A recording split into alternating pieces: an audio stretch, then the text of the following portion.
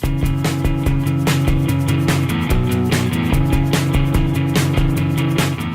to Geosynthetica's Geotalk podcast, where we discuss geosynthetics and affiliated issues in civil and geotechnical engineering. I'm Chris Kelsey, editor of Geosynthetica.net.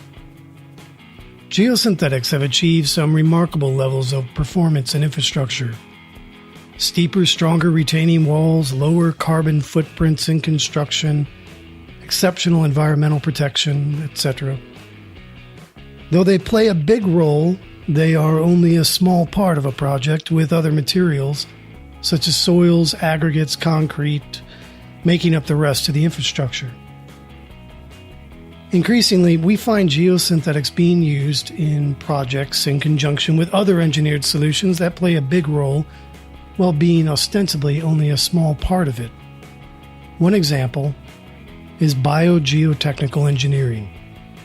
We interviewed Kimberly Martin, a researcher at the Center for Bio-mediated and Bio-inspired Geotechnics, about how this emerging field benefits future infrastructure.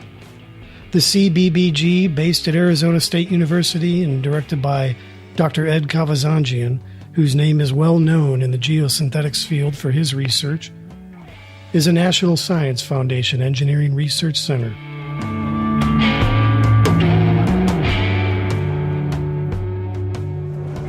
My guest is Kimberly Martin. She is a PhD student at Arizona State University, and she's doing some research with biomediation, which is not the typical subject we get to work with geosynthetics, but it's an area of geotechnical engineering and soils engineering that is going to be, I think, more important in the future, and it's one of these places where all these materials come together. So tell me about your research, and maybe start with what is biomediation for people who are less familiar. Okay, so I'm part of the National Science Foundation Engineering Research Center for Bio-mediated and Bio-inspired Geotechnics.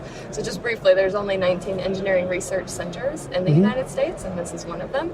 And currently it's the only one that has a geotechnical focus. Okay. So biomediation is when you use nature to do a process for you. Bio-inspired is you take a process from nature and modify it, so you don't have to have a living creature do the process for you, so it's sometimes easier to implement. Yeah. So I'm doing the bio-based, bio-inspired process of enzyme-induced carbonate precipitation.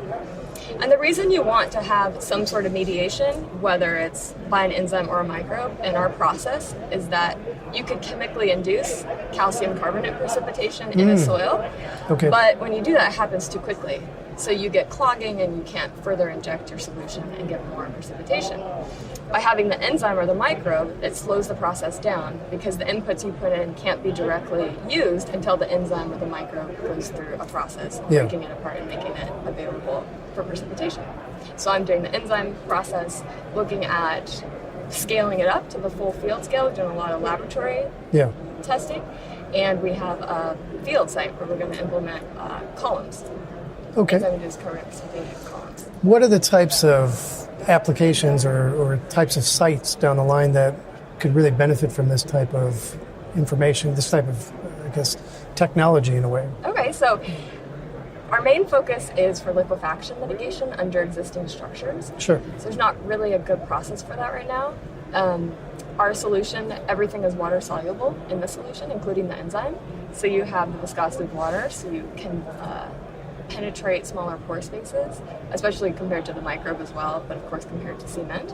Yeah. And so it can be a simple injection process, and then you would then strengthen your soil. So basically we're turning sand into sandstone, like a weak sandstone. And so you could inject that under an existing building and prevent liquefaction from occurring. There's also specific project types of things where, again, under existing railroads or roadways where they need some stabilization, you can cause a gradient, get the product to flow through and get cementation underneath something like that, or maybe for tunnel stabilization. Yeah.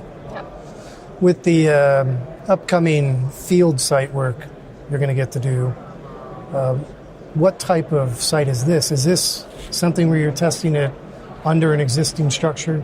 No, so this is actually a site that's built for field testing. Okay. Purpose-built. And so we have a huge pit that we can choose the type of material to be put into the pit and the relative density, and then we can inject our columns. So it's really kind of testing, can we use just standard grouting equipment with our solution to install a grouted pile, permeation grouted pile. This, I think it's fascinating work. Yeah, it's fascinating. Thank you. Yeah, thank you so much for sharing. Of course. Thanks for having me. Kimberly Martin spoke to us at Geotechnical Frontiers 2017 in Orlando. Find out more about the Center for Bio-mediated and Bio-inspired Geotechnics online at cbb.engineering.asu.edu.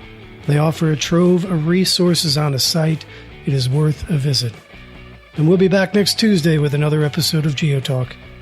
Thank you for listening.